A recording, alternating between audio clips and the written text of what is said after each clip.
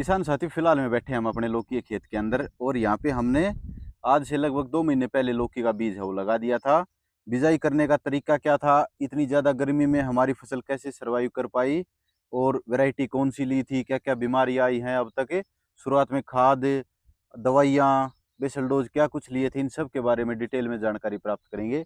अगर इस तरह की खेती बाड़ी से संबंधित वीडियो देखना पसंद है तो आप हमारे चैनल को भी सब्सक्राइब कर सकते हैं। इसके अलावा दूसरे किसानों के साथ इस वीडियो जरूर शेयर करें अगर ये जानकारी आपको अच्छी लगे तो। साथियों फिलहाल में जो खेत है ना, ये हमारा 1 एकड़ है और इसके अंदर हमने लौकी की खेती कर रखी है। और इसके अंदर हमने सीधी लाइनों के अंदर खाई पाड़ दी थी और एक खेत के अंदर हमने 10 खाई पाड़ी हैं।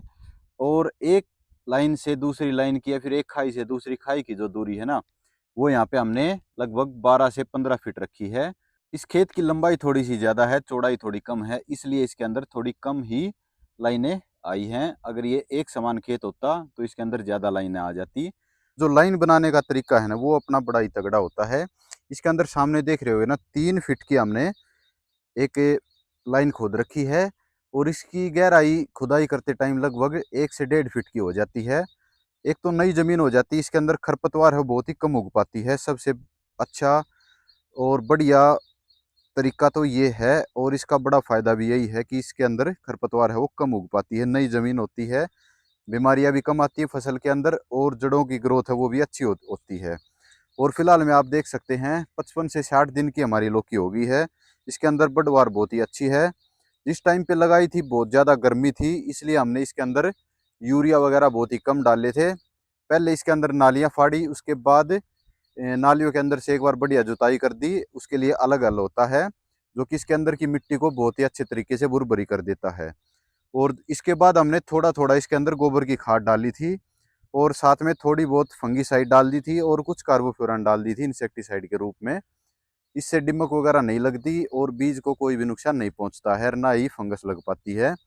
उसके बाद हमने हर 1 फीट के ऊपर एक बीज लगा दिया था और जैसे ही सारा बीज उग गया था तो उसके बाद हर 2-2 फीट पे हमने बीज छोड़ दिए थे, एक्स्ट्रा थे वो हमने पाड़ दिए थे। कहीं कहीं पे नहीं उगा था तो वो वहाँ पे अपने आप ही बैलेंस हो गया था। तो फिलहाल में आप देख सकते हैं ना, कितनी अच्छे तरीके से जो नालियाँ हैं ना वो भरना स्टार्ट हो गई हैं।